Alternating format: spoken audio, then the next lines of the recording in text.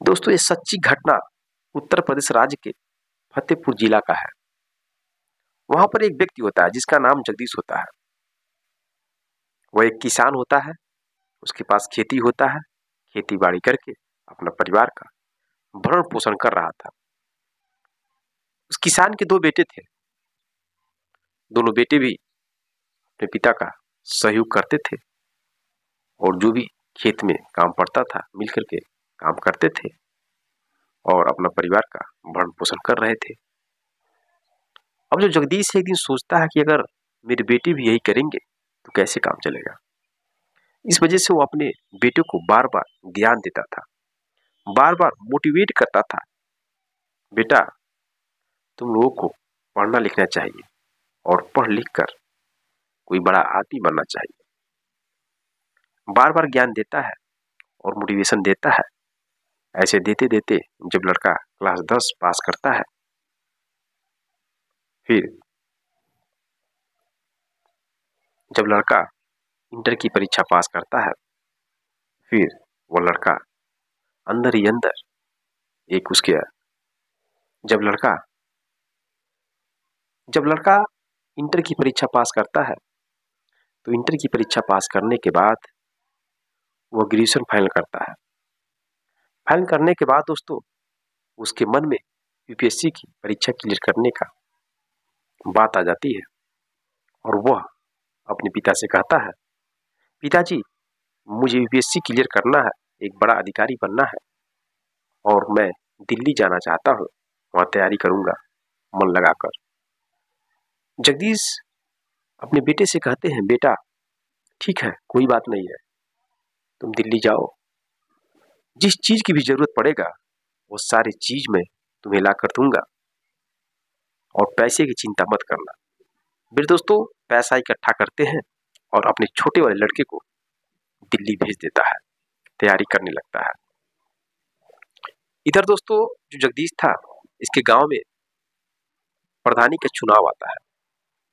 अब जैसा कि आप जानते हैं, जब प्रधानी का चुनाव आता है गांव में तो इस कदर माहौल गर्म होता है कि मानो संसदीय का चुनाव लड़ा जा रहा है। अब माहौल गर्म होता है और इसमें जो जगदीश है वो जो वर्तमान में प्रधान था उसका साथ छोड़ करके एक नए प्रत्याशी के साथ जुट जाता है। इस बात की जानकारी जब प्रधान को लगता है तो प्रधान कई लोगों के सामने कहने लगता है कि मैं जगदीश को मारूंगा, उसने मेरा साथ छोड़ करके मेरे विरोधी प्रत्याशी के साथ चला गया। अब इस तरह की बात जब चलता है तो यह बात जब जगदीश के कानों तक पहुंचता है तो जगदीश पहुंचता है उस प्रधान के घर पूछने के लिए, आपने मुझे कई लोगों के सामने गाली दे रहे थे और मुझे मारने के लिए कह रहे थे, ऐसा आप कैसे कर सकते हैं। अब दोस्तों इसी बात को लेकर बहस होता है और बहस होने के बाद जो प्रधान है वह एक थप्पड़ जगदीश के गाल पर जड़ देता है। जड़ने के बाद माहौल गर्म होता है, लेकिन किसी भी तरह से इस माहौल को दबाकर जो जगदीश है अपने घर चला आता है, क्योंकि सोचता है कि बात अगर आगे बढ़ेगी तो मैं जेल जा सकता हूँ, मेरे ऊपर प्रॉब्लम आ सकती है और जो मेरा लड़का दिल्ली में तैयारी कर रहा है उसके ऊपर प्रॉब्लम आ सकती है। इस वजह से इस मैटर को शांत रखता है। लेकिन यह बात धीरे धीरे सभी लोगों को मालूम चल जाता है, क्योंकि प्रधानी का चुनाव था और प्रधानी के चुनाव में अगर एक छोटी सी बात होती है तो वायरस की तरह पूरे गांव में फैल जाती है। अब जब जो लोग जानते हैं इस बात को तो जगदीश से जब पूछते हैं कि सुना है जो प्रधान है आपको एक थप्पड़ मार दिया, तो जगदीश कहता है, नहीं ऐसी कोई बात नहीं है सर, झूठ बात है, अफवाह बात है। वो बार बार इस मैटर को दबाते थे।